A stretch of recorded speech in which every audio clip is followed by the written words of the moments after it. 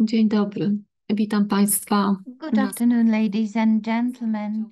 This is the session one of the sessions in the series Preserve the Authenticity, organized by the International Center for Education about Holocaust and Auschwitz. So the speakers today will present the collections of the Auschwitz Museum, their storage and conservation. This is an online live session which is translated into English. Now I would like to give the floor over to Mr. Rafał Pióro, Deputy Director of the museum. Good afternoon, ladies and gentlemen. Welcome at the session titled Preserve the Authenticity, the Collections of the Memory Site. It is the third session. The third session was devoted to historic buildings, ruins, the second to the archives, whilst the third and the last one will discuss the collections of the memorial site. Within the subjects to be discussed today, apart from the presentation of the collections of the Auschwitz-Birkenau Museum, we would like to discuss diverse aspects of the work on the collections, how to preserve them, how to keep the testimony of the victims, what role is played by the curators and conservators. We would like to discuss the issues pertaining to the scientific work on the museum, and within that, we are going to discuss the collection of information about the witnesses and the owners of the preserved objects, the objects which are the only tangible sign of the presence of the victims. For example, the information that is not seen at first glance, such as initials, the names of the owners, or the transportation numbers. This information is identified while the works are carried out on the items. Also, are going to present the unique art collections, the art that was presented in 2017 in the National Museum of Krakow at the exhibition called Face to Face. So we are going to discuss the cabinets, the storage cabinets, and show how important it is to store the items correctly. We are going to discuss the limitations that we face because the storage areas and the exhibition cabinets are kept in historic buildings. In the second part of the session, we are going to present the project concerning an exceptional and very moving items such as children's shoes. So we are also going the problems of conserving the collections, presenting and the applied conservation techniques which we currently use. Also, we will stress the importance of laboratory tests which we use for the preparations of the programs for conservation. When discussing the issue of conservation, I would like to say that thanks to the conservators being a part of the museum staff, I can tell you and assure you that the works are carried out with the observance of the highest standards of the profession, and this was carried out since the moment that the conservators' workshops were open in our museum. What is the most important principle in looking after the exhibits? It is primum non nocere, like in medicine. First, do not harm. This is the principle that we use for the preservation of all objects in the memorial site. A few words about the team working on the protection of these items. These are historians of arts, conservators, specialists involved involved in the storage, chemicals, and microbiologists. And it is worth stressing how important it is for them to have the appropriate qualifications and skills so that to guarantee the safety for the collections, especially during the conservators' works. These are extensive competencies which are mostly of interdisciplinary character. A few words about financing. The current works are financed from the resources of the Ministry of Culture and National Heritage and from our own resources, the funds that we earn, also from external sources obtained from benefactors and as part of grants. However, conservators' works are pursued within the Global Conservators Plan and also the long-term conservators program that was worked out and that is pursued by the conservators, which is financed from the resources provided by Auschwitz-Birkenau Foundation. Thank you very much for your attention, and I would like to wish you an interesting session. Mr. Director, thank you very much for the introduction of the session. And now I would like to ask Ms. Elżbieta Zeiser, who is the head of the collections, who is going to discuss the most important issues connecting the collections.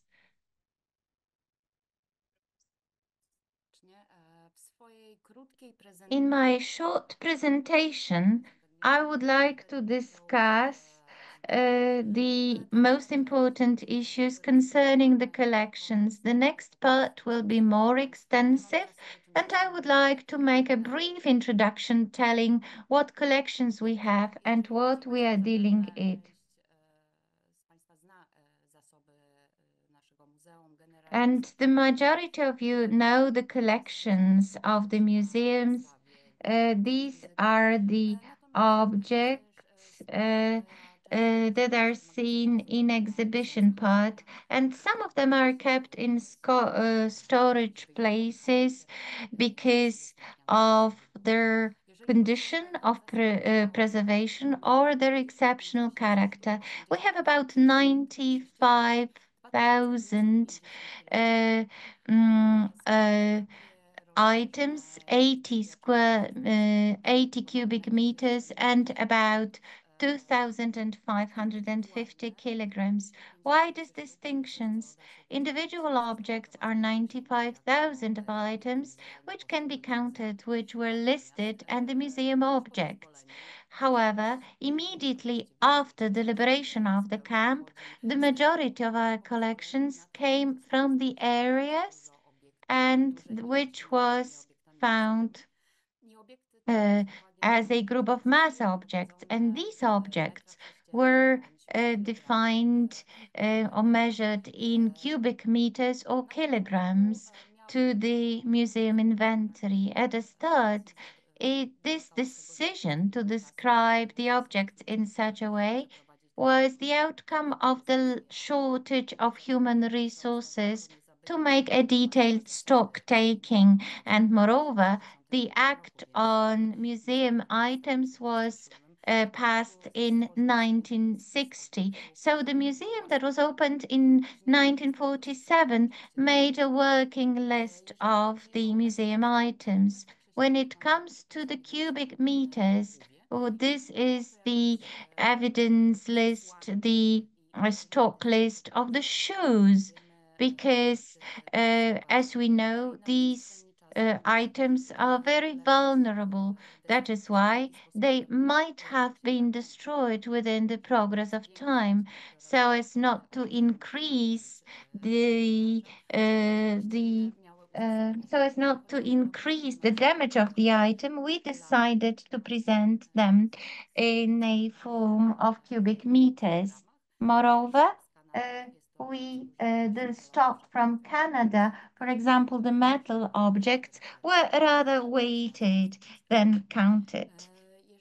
So when it comes to the objects, the general division of the objects is into usable objects such as looted property, which comes from various transportations, which were the objects belonging to the victims brought to the camp in mass transportations, and objects related to the existence of the camp, related to the operation of the camp, such as, for example, the stripped uniforms and also the objects related to the camp infrastructure.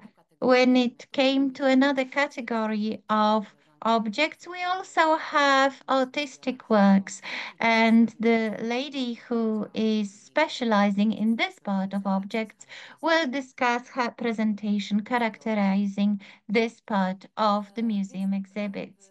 So, mm, the collections comprise about 40 cubic meters of shoes, about 3,800 suitcases, out of which 2,100 were individual inscriptions, also 12,000 kitchenware.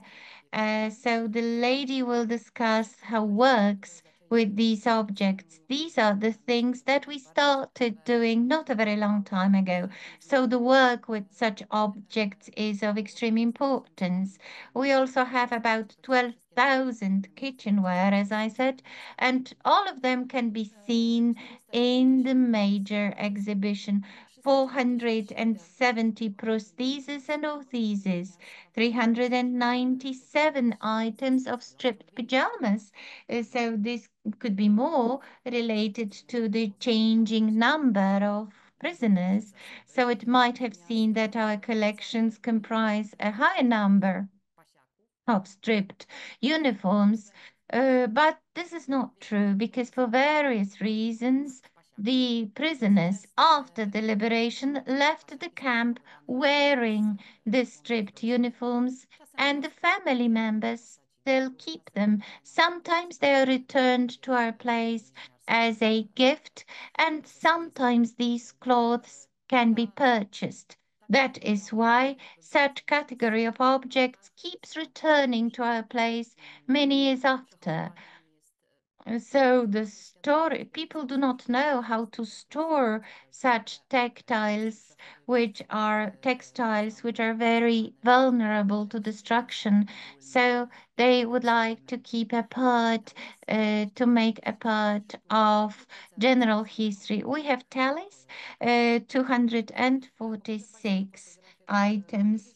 And I would like to show to you the photographs of diverse objects that are in the museum. So, for example, a powder box with a mirror, and also the Canada stock. These are the mental items kept one of the barracks in Birkenau, and I can tell you that these storage barracks were set on fire. That is why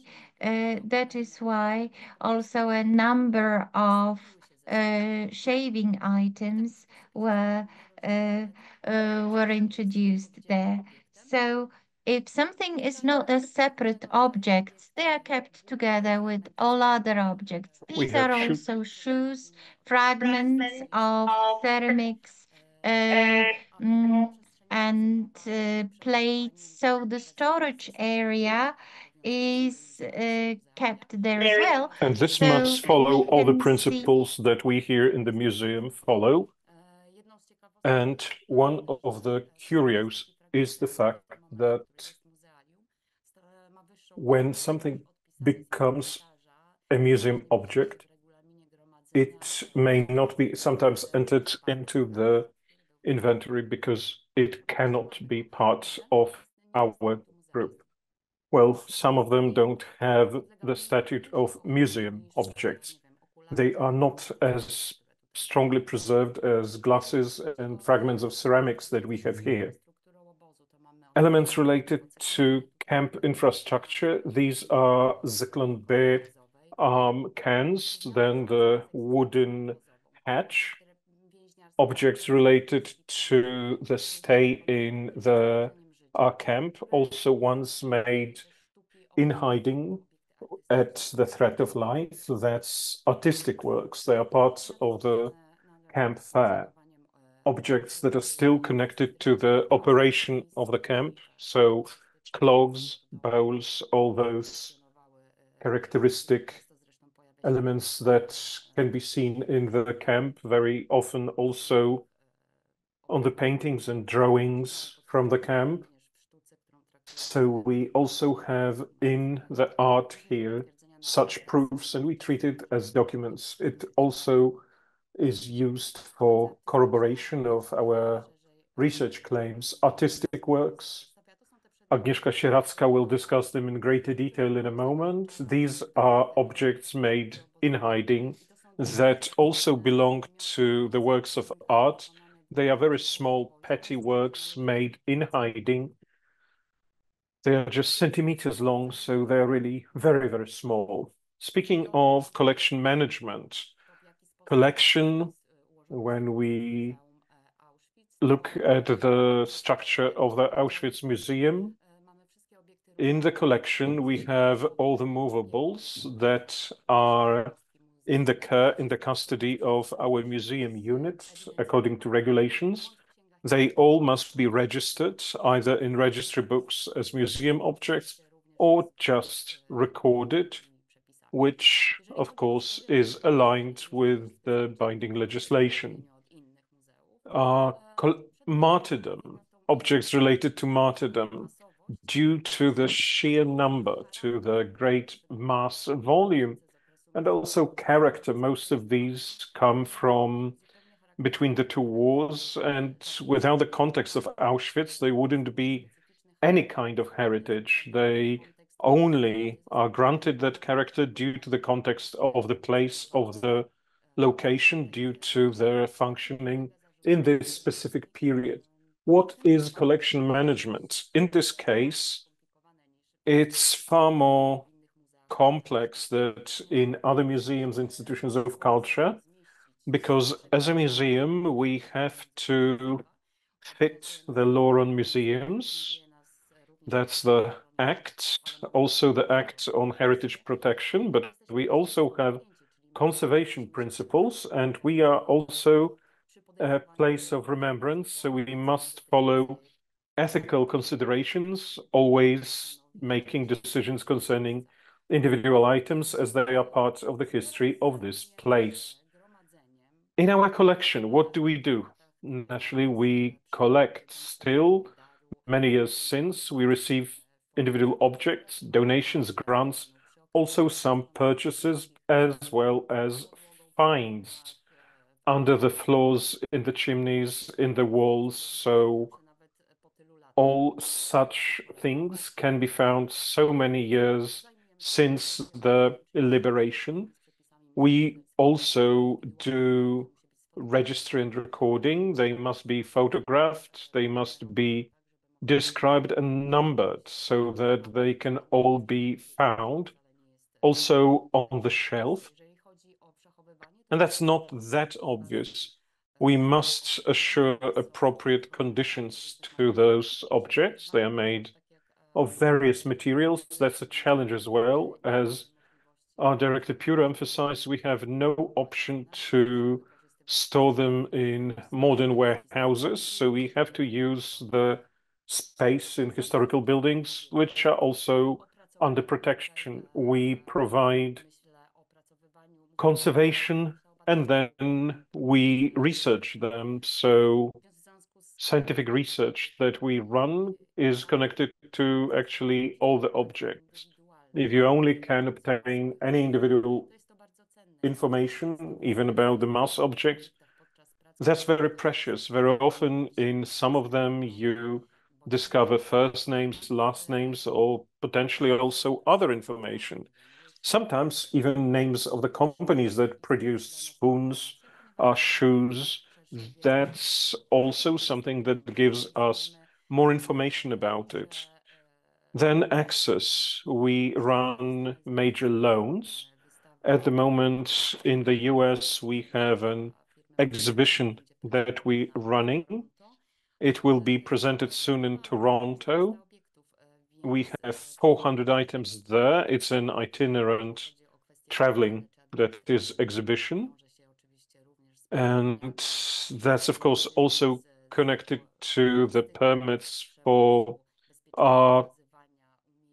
umiejscowienia, ale też z taking the ubezpieczeniami, pilnowanie wszystkich dokumentów, które są niezbędne przy wywozie transport, tak istotnych dla nas obiektów. and these are very important concerns.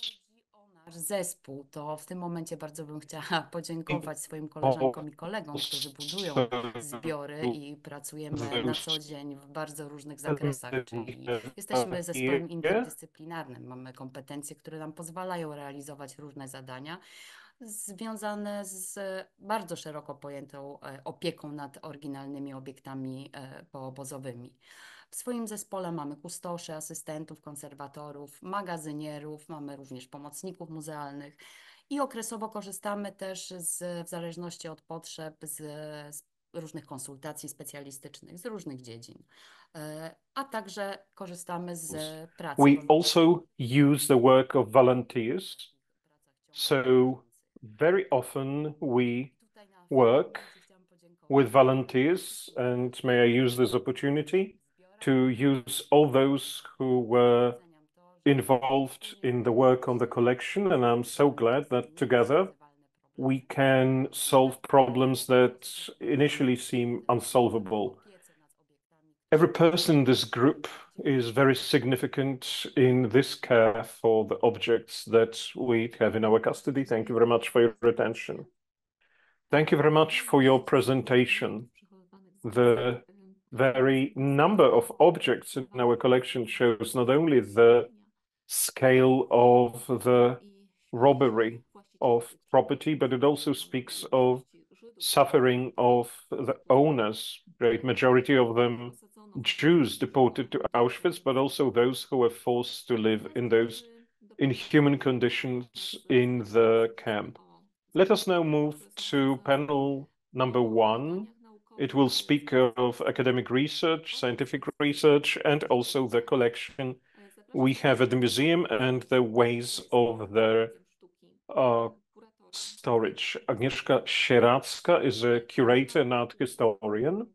Hanna Kubik, for many years, has researched and wrote about the life stories of the people whose names can be found on the objects stored by the museum, and Ms. Emilewicz-Pióro, who deals with the storage and the way that they can be exhibited. So now the floor goes to you. Good afternoon, can you hear me? Right, yes, we can hear you very well.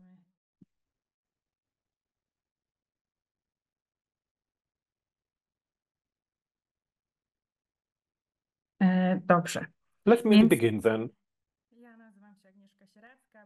My name is Agnieszka Sieracka. I work on the collection of the museum, and my primary interest is the collection of art that I'm going to discuss in greater detail today.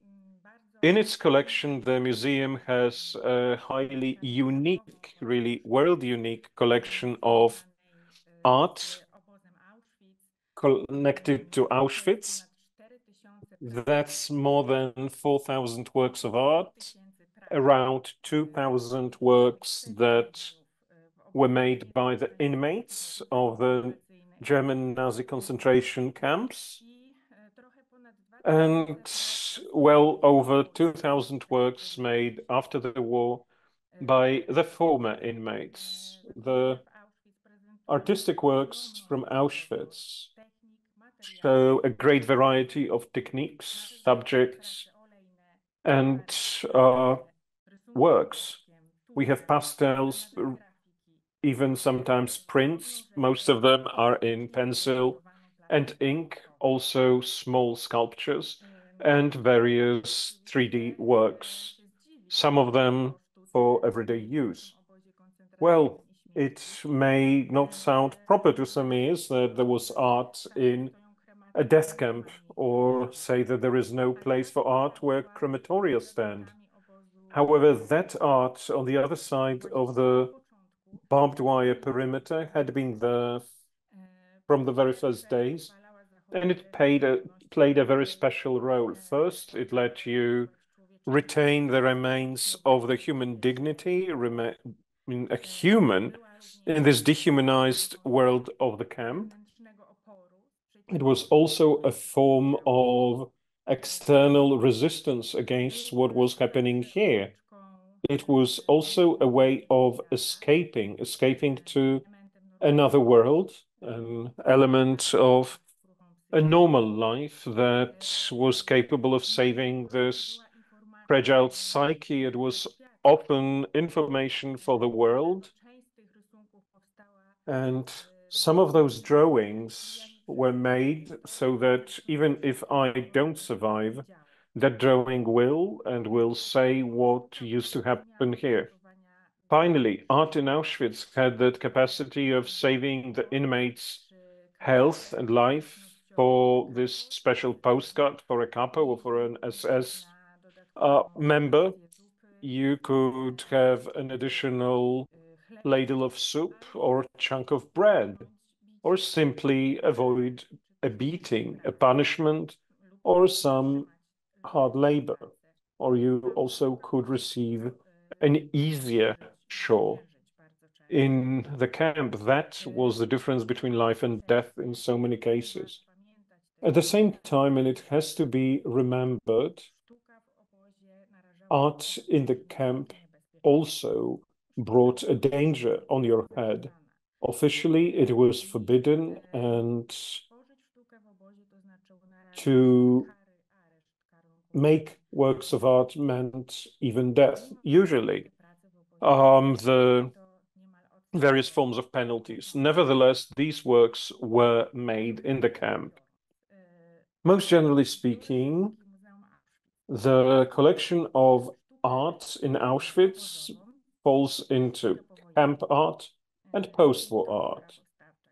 So what was made after the camp was liberated. So works made post-war by those who survived. Yet the camp art falls into official works of art made to orders of the SS staff and illegal works of art. That one was made clandestinely, in hiding, secretly.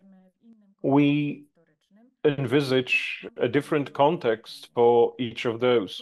And that context is so material because it shows how very different each of those groups is. We cannot use the same yardstick for works that were made at a threat of your life with the works that were commissioned by the SS staff or those that were made during the post-war peace,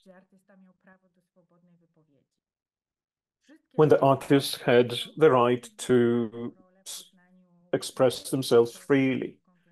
They all played an extremely important role in the learning of the history of the camp, but also give us an insight into the system of learning about the human who survived Auschwitz or who was taken there, learning their emotions, and also everything that is so hard to recreate. That's why this art is world unique and so precious. So we will begin with the final part, that is post-war art.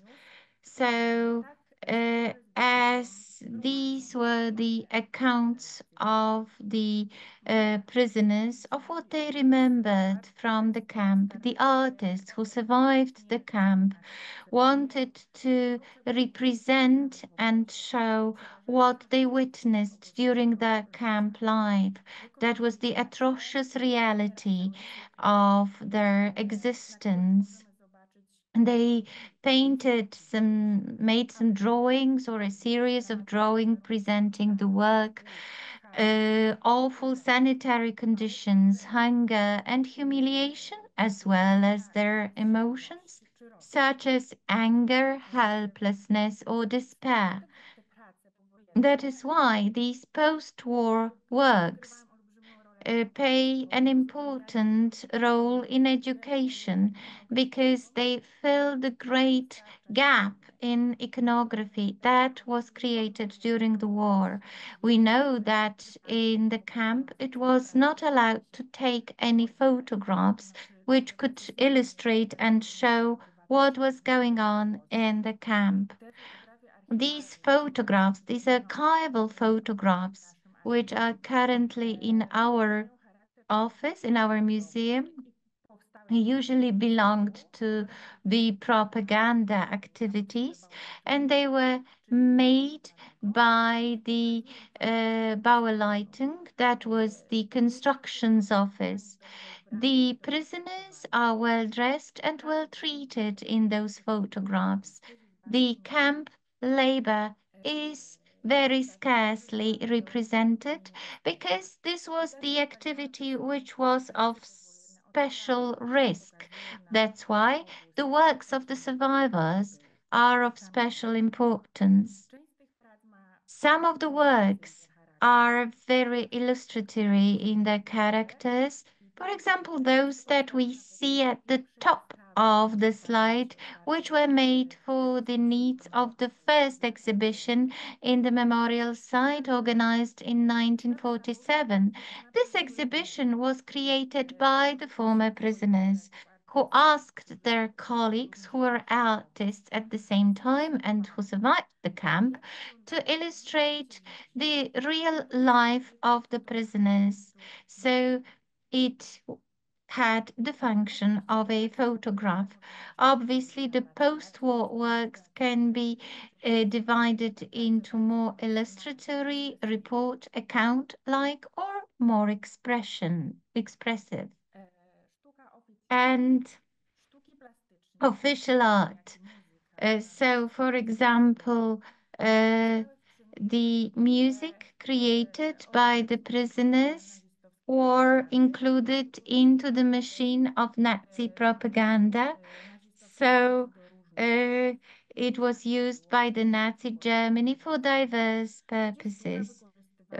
Because there art was used for the purposes related to propaganda, and also it used to satisfy individual preferences of the Nazi officers. That is why prisoners made illustrations or paintings uh, or forms illustrating the plans for the camp development, drawings illustrating the course of the diseases and experiments, plus artistic craft, which was designated to be used in the offices of the SS officers. Also, the Nazi officers used the talent of the prisoners for their personal purposes, to have them draw and paint works which were sent to their houses. These were portraits, postcards, and the objects of craft. Such works were made in many places of the camp, in offices and workshops, and mostly in the Lager Museum. Lager Museum was an exceptional place as for the conditions of concentration camp. It was a special museum in which the authorities collected the objects looted from the people who were deported to the camp, or also looted from the residents of the area. The objects related to the Jewish religion, but also connected with the Polish culture. All objects were collected not for admiration, but uh, to show the inferiority of these nations as some kind of a trophy. But on the other hand, it was a semi-legal artistic uh, artistic workshop where the prisoners worked preparing the various objects of art. which were then taken by the SS officers. The museum and its seat was in Block 24, immediately behind the Arbeit macht frei gate. So this was the exceptional painting, the unique painting showing the interior of the museum, the only account that was preserved, showing so much about this very place. Also, there are some other paintings made by the prisoners in Auschwitz, and these were mostly the works that were to satisfy the tastes of the SS recipient. That is, mostly they were the copies of the works of art in the Third Reich, or also following that special style. But there, the artists could more use or have this type of work to move to their beloved mountains, for example, like Bronisław Czech did, uh, who created the painting, which is seen in the top left-hand corner. It is titled Morskie Oko, which is the name of the lake in the Tatras. And also, these are the letters and postcards made by the prisoners for their own purposes. That is why the prisoners used the same materials that SS officers gave them, but these works they're made for their own purposes, for their own needs, and also for their inmates. These were the letters sent to the families by the prisoners, which are decorated. And these are not only the decorations, but miniature works of art, and also some celebration postcards made for each other or for people who helped them, like the residents of Oświęcim and the surrounding villages, for example, with wishes of freedom to Wiesław Killer. And another example of a postcard for a person who helped the prisoners to people of goodwill. Here for Mr. and Mrs. Dusik in Łęki, and it says, all the best wishes for Christmas and New Year with the words of gratitude for looking after us and for after the colleagues who left us forever, and a signature. And these are also the illegal works. So these are the most valuable ones, perhaps not the most valuable in terms of artistic value, but precious as the witnesses of the prisoners' lives, because they were made in conspiracy and hidden or smuggled outside the camp immediately after they were made. They tell us a lot about the reality of the life of a prisoner. So, in fact, this illegal art can be divided into a few categories. So, these are the drawings showing the reality of the camp life and portraits, the largest group here, and also the works referring to the memories from the times of freedom, which is also numerously represented. The portraits.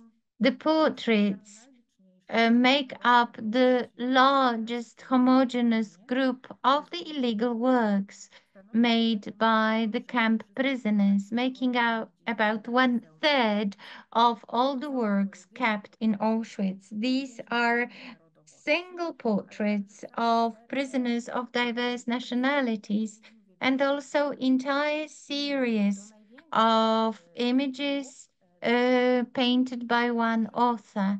So there are three cycles of portraits of prisoners made in Auschwitz, and these are the portraits made by prisoners, artists such as Franciszek Jaźwiecki, Stanisław Gutkiewicz, and Marian Ruzamski. The latter two were killed in Auschwitz. One of them was killed in Bergen-Belsen, and Jaźwiecki a year after the war. But the works that survive. And today they are an interesting iconography materials for the study of the reality of the camp in Auschwitz and also the history of art during the Second World War.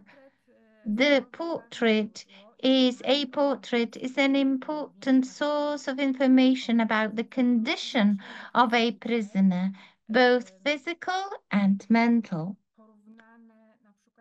So, for example, these portraits, compared to the photographs made upon admission, show the changes, the physical changes that occurred within a year or within 2 years.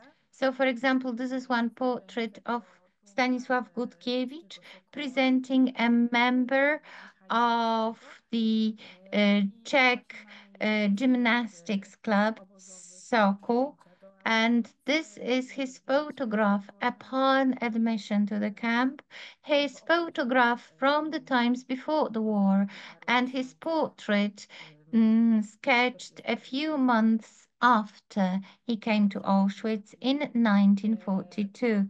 But first of all, the portrait is an attempt to grasp the identity of a person reduced to a mere number, and an attempt to preserve their humanity. So these are the portraits made by Franciszek Jaźwiecki, which are the most numerous works because it comprises more than 100 portraits made by Jaźwiecki in diverse concentration camps where he was, also in Buchenwald, Sachsenhausen, and Gross-Rosen. This Krakowian artist had connections with Krakowian group, so-called, and which was the leader of the contemporary avant-garde. So he made very characteristic portraits of his inmates. The prisoners in his portraits are people of various nationalities, of diverse age groups, and also with different position in the camp. The face is beautifully modeled, whereas the rest of the body is treated schematically, drawn with very simple sketches. The artist was really aware of what he was doing with the portraits because he wanted to document what he was doing. So these portraits also feature the camp number. So these are the portraits of specific people, and Jaźwiecki did not give them to anybody and kept them. And even if somebody asked him to give the portrait to be sent to the family, and he said, "No, if you survive, I will give the portrait to you. If not, this will be sent to museum." And these are the portraits made by Stanisław Gutkiewicz. He came to museum in 1943, so at that same time, more or less, as the portraits made by Ruzański. And his portraits were sent to the camp by the former Home Army officers because Gutkiewicz was a member of the camp resistance movement, and he was shot dead in 43, but his drawings survived, which were given to the Home Army by his inmates, and they were sent back to the museum. At the time, 23 drawings by the artist were presented, of which 17 were members of Sokol. I've mentioned that organization already. And there were directors of different Prague institutions, lawyers, engineers, bankers, among whom mortality was very high indeed. The portraits were made in Block 25. We know it from the accounts of the inmates. That's where the collections department is today. Vital Pilecki writes about it. By the way, he was portrayed by Dudkiewicz. It's the last one in the bottom line. More than 100 Czechs were brought, just intelligentsia, Sokol. They were taken to our room 7, and they were really very quickly finished off. Of all those curios, I can tell you that this year we received another portrait by Gutkiewicz. We were addressed by a gentleman who found this drawing, which fell off a book. It was his deceased mother-in-law's book, as it was very well described, as was Gutkiewicz's custom. Not only the camp number, but also the full name of the inmate. He found the information about that person, and thus how he learned that this was Professor Rybarski, a famous Polish economist, also member of the parliament between the two world wars, member of the Polish resistance, who died in Auschwitz in 1942. By the way, this information was also in Gutkiewicz's drawing. Professor Rybarski died February 1942.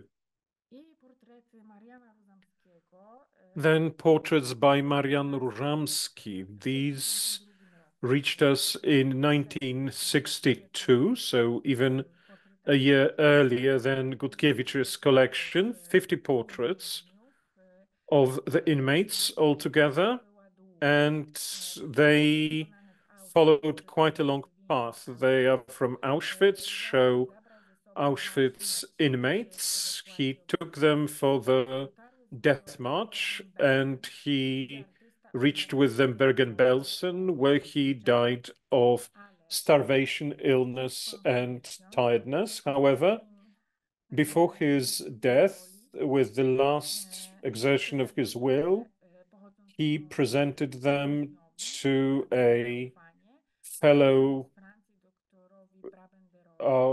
inmate, Dr. Brabenmer from France.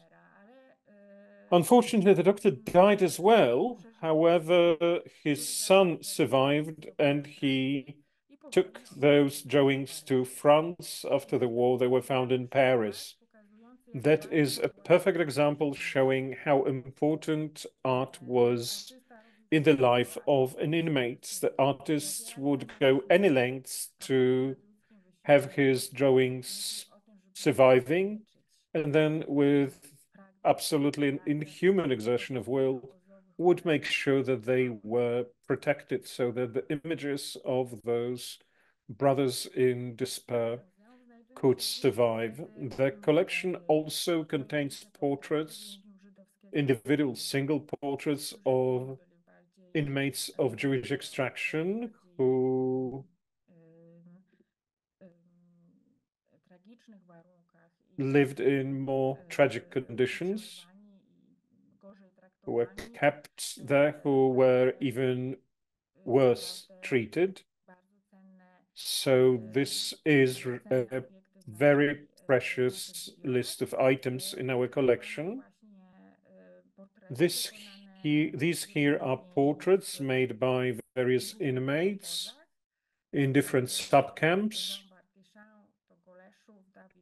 Jean Bartyszan, that's Goleszów, David Friedman, it's Gliwice, Jakub Markiel, Jawiszowice, and Jacques de Metz, Eintracht Hütte.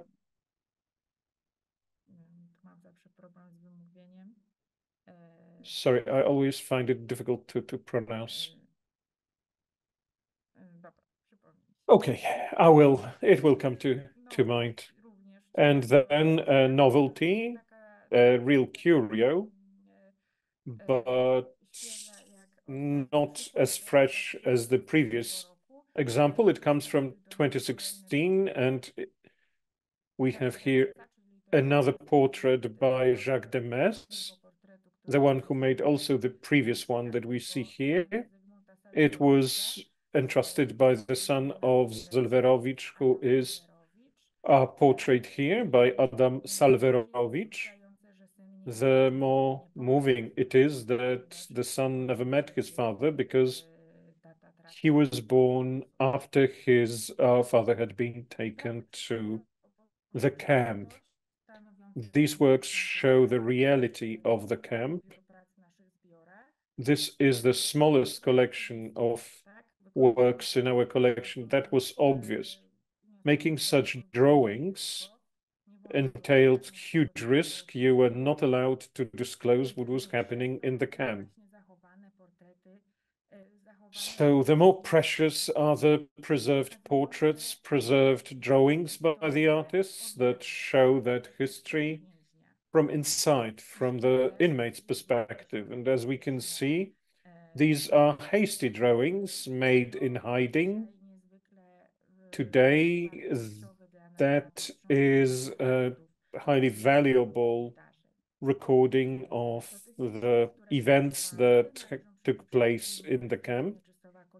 The few that have survived include Mieczysław Kościelniak's drawing, showing hunger, suffering, overexertion, roll calls, and also sketches by Włodzimierz Siewierski made on those tiny pieces of paper that show the first moments of the camp. These are the first works made in the camp, dated 1940. Regulation of the Sawa River, reinforcement of the roads, inmates working in the craft shops and workshops, and also moments that were free from work. The Auschwitz sketchbook.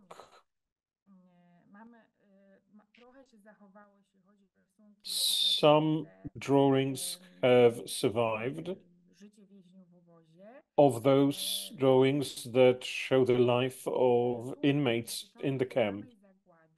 Now, the drawings concerning the destruction as such are hardly there, because there is one collection, one sketchbook, which shows the fate of Jews deported to Auschwitz, as well as also the mass deportation. It's a very unique iconographic source. May I say here that also the collection of art is under special care, and complex academic and scientific research is conducted for those collections. One of the cases of such items that have been critically published, its critical publication was very important for research. Each of the 22 drawings was analyzed, the place, the time of origin were identified, as well as the scenes that take place in individual figurations. That is an example of art that can be a fully fledged historical source. What we see here is a fragment of a drawing that only shows a half of the death gate. One wing is missing. That allows dating them, those drawings. We can see a place that has survived, that's B1-2, where the camp's hospital was situated, and also later the men's hospital in B2F. That's where the sketchbook was found. And again, another magnificent piece of heritage from this year. We only obtained this year 26, as far as I remember, watercolors and drawings in ink by Waldemar Nowakowski, an Auschwitz survivor. We've had quite a large collection of his works in our collection. We received them in the 1980s and 90s. These are the new drawings, which were presented by the artist's grandson. And then the last group, these are the works on the theme of freedom. They are absolutely disconnected from the world of the camp, yet they say a lot about the desires of the inmates living behind the bars. They are a large group of artistic works made by the inmates. Art was a way of breaking your mind away from that cruel reality landscapes, illustrations, portraits of the beloved, flowers, genre scenes, and even beautifully illustrated sets presented to colleagues on Christmas, Easter, name day, or birthday. We have very, very few of those. So the most surprising it was for us, that is something absolutely fresh. You could say it's been only weeks, if not days, since we received this minuscule album or booklet. It's illustrated with poems, with works by Krystyna Lubuska. We can see her here in the photo on the right, in this color photo. For her inmate in the camp, Valentyna Konopska. And that album was presented by Valentyna's member of family because she unfortunately died soon after liberation in the summer of 45. However, her sister retained all those documents, and they found their way this year to the archive. One of those documents is this album, and now Renia Koszyk, our inventory expert, must inventory it, catalog it, and also research it for our inventory, and only then will it become a full-fledged item in our collection. It's really wonderful.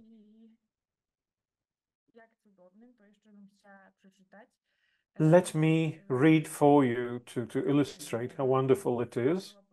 Vala Konopska worked in the office and helped a lot of other inmates, and she also helped Krystyna Żewłowska, who wrote on the pages of this, "My dearest Vala, I'm writing this in awe, how hard it is to wish to someone you owe your life to." So you see it's rhymed, and you can see how much can be read out from them, how wonderful it is to have such items. I'm really finishing, so very briefly, what we do about those works of art, we provide access to it any way we can. Dr. Pióro already mentioned the exhibition in Kraków in the National Museum. We did it jointly, we did it together. And that was really the first major monographic exhibition on the art of the camp. It was 2017. The more glad am I that present at the opening was a former inmate of Auschwitz, also an artist, Zofia Stępień-Bator. We have some works by Zofia in her collection. She's a great friend. Do read her book, her memories. It's just entitled Przeżyłam, which is I survived. Works by David Olera. It's a large one, must be the first monographic exhibition of works of a man who was a member of Sonderkommando. He miraculously survived. So that artist who survived working at Sonderkommando painted all those. The exhibition was shown a year later in Berlin's Bundestag. We also try to publish information from our research so that the broadest echelons could become familiar with those, which means we also educate and we have presentations, lectures, and we continue research. Currently, I carry out works on the overall monography of this art, were on the basis of detailed documentation of every object, the accounts of former prisoners, and the analysis of the source material, that is, the artistic works. I'm trying to establish in which place exactly these works were made, and I do hope that soon you will be able to learn what kind of works were made by the prisoners in the workshops, which of them were made in the canteen, which of them in the barracks, and which of them in the prison hospital. This will also be the work about people who made those objects of art, because the people are most important here. That is why I will close with a question. What was art for prisoners? To make a portrait for an inmate, a small service of extreme significance in the world of the camp.